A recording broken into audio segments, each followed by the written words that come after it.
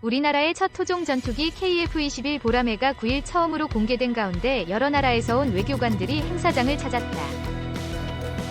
일각에서는 KF-21을 도입할 가능성이 있는 나라들이 외교관들을 보내 수입 여부를 타진하려는 의도라는 해석이 나온다. 정부에 따르면 이날 오후 경남 사천시 한국항공우주산업 KAI에서 열린 KF-21 보라매 시제 1호 기출고식에는 공동개발국인 프라보어, 수비안토 국방장관 등 인도네시아 대표단을 비롯해 여러 외교관들이 참석했다. 주한 영국 대사, 주한 콜롬비아 대사, 주한 터키 대사, 주한 말레이시아 대사 대리가 참석했다. 페루와 태국, 카타르, 독일에서는 무관이, 세네갈에서는 참사관이 참석한다.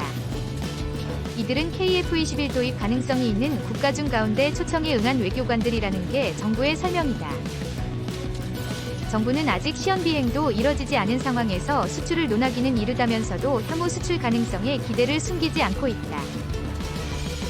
KF-21의 대당 가격은 수백억 원대가 될 것으로 추정된다. 방위사업청 관계자는 지난 2월 기자설명회 당시 시장성과 관련해서는 이번 정도 검토했다. 연구기간에 따라서 차이가 있지만 KF-X가 가진 능력과 시장에 있는 항공기들, 전투기 보유국 중 교체 수요가 있는 나라들을 고려했을 때 사업 착수 전에는 300에서 500대 수출 가능성이 있다고 얘기했다고 밝혔다. 이 관계자는 내년에 시제기가 비행하면 본격적 수출 상담이 될 것으로 보고 있다. 각종 무기 수출 상담에도 적극적으로 소개해서 한국항공우주산업이 마케팅을 벌일 계획이라고 말했다. 물론 수출 경쟁은 치열할 것으로 예상된다. 전문가들은 2020에서 2030년 세계 미디엄급 전투기 소요는 1770여 대 수준이며 이중 정치적 문제로 판매가 불가능한 나라의 소요 635대와 전투기 독자 개발을 추진하고 있는 나라의 소요 400대를 제외하면 실제 판매 가능 대수는 565대로 추산된다. 이런 시장 환경에서 KF-21은 나팔과 타이푼, F-35, F-16, F-18, 그리펜 등 기종과 경쟁해야 한다. 게다가 미국 보잉사의 최신의 전투기 F-15EX 역시 강력한 경쟁자로 평가된다. 2. 밀떡 최대 떡밥, KF-X 사업사, KF-X의 목표 그리고 4.5세대란? 얼마 전까지만 하더라도 인도네시아와 한국의 방위산업은 끈끈했다. 한국산 잠수함이 인도네시아로 넘어갔다. 2011년 인도네시아는 대우조선해양과 1,400톤급 잠수함 3척을 건조하는 1조 3천억짜리 계약을 했다. 1. 이번 함은 우리나라에서 만들어서 인도했고 3번 함은 한국에서 만든 본체를 인도네시아 자밤섬 수라바야의 8조선소로 가져와 조립하는 방식이었다. 1차 사업이 무사히 마치고 나서 인도네시아는 추가로 3척을 더 주문했다. 이번에도 대우는 인도네시아 8조선소와 3척을 공동 건조해서 2026년까지 인도할 계획이었다. 생각해보면 인도네시아와 한국의 방위산업 교류는 꽤 끈끈했다. 미래를 위한 전략병기였던 잠수함과 전투기 사업을 동시에 진행하지 않았던가? 2020년 10월까지만 해도 별 잡음 없이 진행되는 듯 했다. 1조 1천억 대의 이 계약은 잘 진행됐고 인도네시아 정부는 정책 융자 절차를 마쳤고 신용장만 나오면 계약금을 한국으로 보낼 수 있었다. 이 사업은 전체 사업비의 15%인 1,600억 원이 입금되면 계약이 발효되고 우리나라는 잠수함을 건조할 예정이었는데 계약금이 날아오지 않은 거였다. 인도네시아가 돈이 없어서 그런 건 아니다. 2020년 10월 야당 대선 후보였던 프라보어 수비안토 신임 국방장관이 무기 도입 다각화를 검토하라고 지시하라는 말이 나온 거였다. 단순히 국방장관이 바뀌어서 인도네시아가 한국산 무기를 거부했다고 보기엔 어렵다. 이미 그 이전에 KF-X 때부터 인도네시아와는 삐걱거리기 시작했다.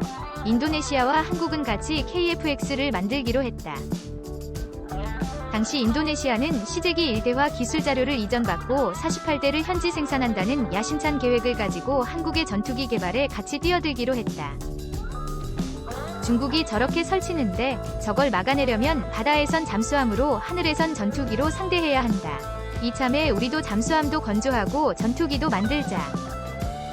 무기를 들여오는 게 아니라 만들자는 거였고 그 카운트 파트너로 한국이 된 거였다. 이렇게 같이 생산하려면 돈을 같이 넣어야 했다. 처음엔 인도네시아도 잘했다. 2016년에는 분담금 500억 원을 전부 납부했다. 순조로운 출발이었다. 그러다가 2017년에는 1841억 원 중 452억 원만 냈다. 그 다음 해인 2018년에는 987억 원 전액을 미납했다. 이때까지 인도네시아는 살림살이가 힘들어서 우선 먹고 살아야 하지 않냐? 라면서 변명을 했다. 우리도 그걸 어느 정도 이해해줬다.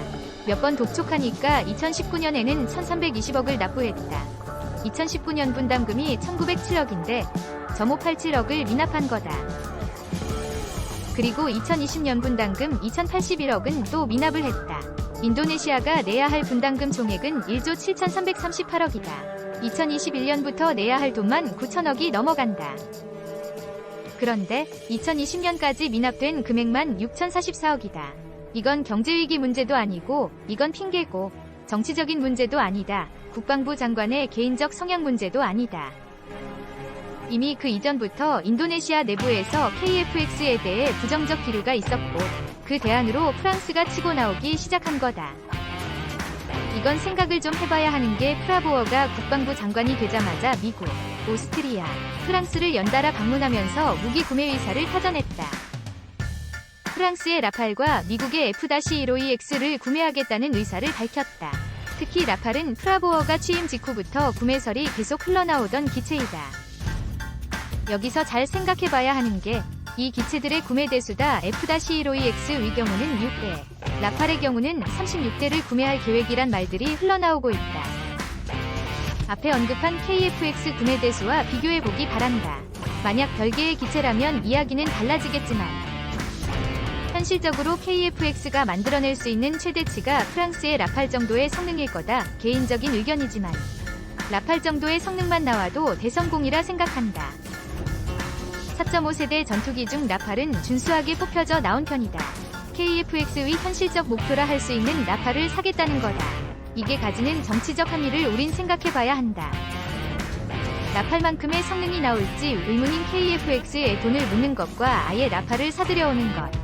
그 양자 사이의 간극. 인도네시아의 행태가 괘씸해 보이고 그들의 정치 사정 때문인지 아니면 다른 속내 때문인지 모를 이유를 가지고 고민하기 전에 우선 돌아봐야 할 게. KF-X가 과연 매력적인가? 란 질문을 우리 스스로에게 던져봐야 한다. 인도네시아가 레버리지로 그들을 활용하는 것인지 아니면 KF-X의 마음이 떠났는지는 중요치 않다고 본다. 일부에선 오히려 잘 됐다. 이참에 우리 스스로 기술 확보해서 인도네시아에 주지 않고 우리끼리 잘해보자는 말부터 시작해 국뽕 가득한 꽃그림들을 그리는데 이건 감정적으로 접근할 문제가 아니라고 본다. 외부에서 보기에 KF-X가 매력적이지 않다면 그 이유를 찾고 문제점을 개선해야 한다. 이걸 우리나라만 사용하고 말 전투기라면 그나마 상관이 덜하겠지만 이건 외부 수출을 염두에 둘 수밖에 없는 전투기다. 즉 외부에 보여지는 모습을 생각 안 할래야 안 할 수가 없다. KF-X는 4.5세대급을 목표로 만들고 있다. 개인적으로 판단하기에 KF-X의 현실적 목표는 라팔급이다. 중형 쌍발 전투기에 4.5세대급으로 보여줄 수 있는 퍼포먼스에서 라팔 정도면.